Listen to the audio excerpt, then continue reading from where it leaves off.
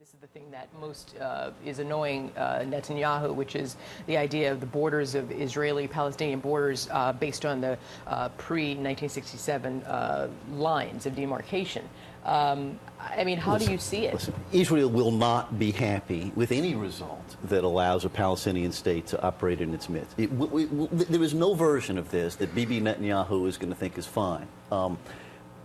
All, I think, reasonable people looking at this from the outside without the passions of the participants recognize that in the end there is going to be a Palestinian state. Its boundaries are likely to be something like the pre-1967 borders, and that has been the implicit U.S. policy through several administrations.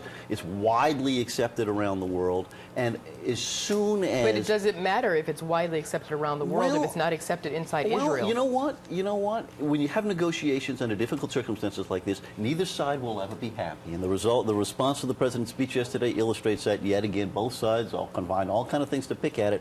But if you want peace there at this special moment, this year of Arab Spring, when we really may have some fresh possibilities there, you got to start with some kind of negotiation that's realistic. So, Jim, does this whole Arab Spring and the uprising that's happening across the Arab nations, does this put pressure in any way on Netanyahu to sort of do whatever he can to get past the stalemate?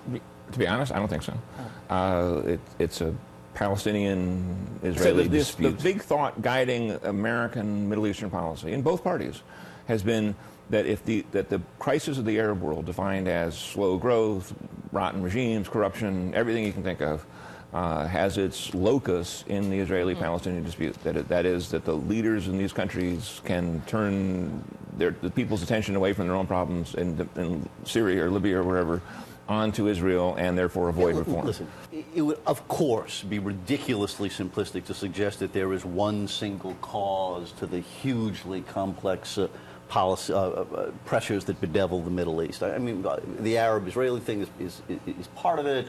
The despotic governments in those nations that Jim just ticked off are clearly a part of it. But listen, in the end, Israel, which is our ally and our friend and someone that most Americans feel some kind of allegiance to, is in a very difficult position right now. They're in hostile relations, increasingly hostile relations with their neighbors. They're losing support in the United States. They've lost support pretty much in Europe and Latin America and Asia and everywhere else around the world. In the end, it can't be a good full-time future plan for Israel to just alienate everybody and say we want to be at war with all our neighbors. First of all, I don't think anybody has any sort of unrealistic expectations to think that in an hour or 2 hours that some magical conversation is going to take place, that everybody's going to come out and sing Kumbaya. But what really has to happen today, in your opinion, in terms of discussions to move this thing somewhat forward? I don't think. I think what the most they'll agree to is to have talks down the road somewhere.